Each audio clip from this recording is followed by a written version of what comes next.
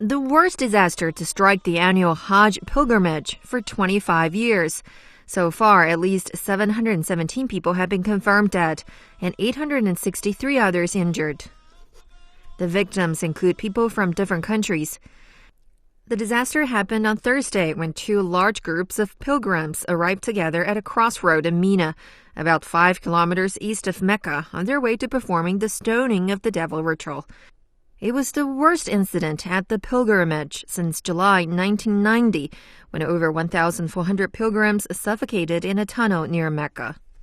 This was also the second major incident involving massive casualties this month in Saudi Arabia. 2 weeks ago, a crane collapsed in Mecca, killing more than 110 people. Following Thursday's tragedy, Saudi King Salman has ordered a thorough investigation. He promised that the actual reasons will be announced shortly.